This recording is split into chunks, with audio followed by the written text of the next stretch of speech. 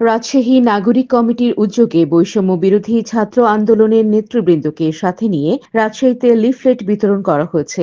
বৃহস্পতিবার বিকেলে নগরীর লক্ষ্মীপুরে সাধারণ জনগণের মাঝে এই লিফলেট বিতরণ করা হয়। লিফলেটের মাধ্যমে জুলাই গণ অভ্যুত্থানে ঘোষণাপত্রে 7টি বিষয় অন্তর্ভুক্ত করার দাবি জানানো হয়। দাবিসমূহের মধ্যে রয়েছে অভ্যুত্থানে শহীদদের রাষ্ট্রীয় স্বীকৃতি, ঘোষণাপত্রে বৈষম্য বিরোধী ছাত্র আন্দোলনের নেতৃত্ব উল্লেখ করা, আওয়ামী খুনি ও দোসরদের বিচার নিশ্চিত করা, 1974, 71 ও 24 সালের গণ অভ্যুত্থানের ধারাবাহিকতা পরিষ্কার করা, ফ্যাসিবাদী রাষ্ট্রের সংবিধান বাতিল করা, রাজনৈতিক বন্দোবস্তে সব ধরনের বৈষম্য নিরসন করা এবং বিদ্যমান ফ্যাসিবাদী রাষ্ট্র কাঠামো বিলোপ করে সব ধরনের সংস্কারের ওয়াদা করা। এই সময় উপস্থিত ছিলেন বৈষম্য বিরোধী ছাত্র আন্দোলনের প্রতিনিধি ফাতিন মাহদি, জাতীয় নাগরিক কমিটির সদস্য মোবাশ্বের আলী, বৈষম্য বিরোধী আন্দোলনের রাজশাহী জেলা প্রতিনিধি নাহিদুল ইসলাম সাজু এবং বৈষম্য বিরোধী আন্দোলনের রাজশাহী মহানগর প্রতিনিধি আল আশরারুল ইমাম তামিম সহ আরো অনেকে।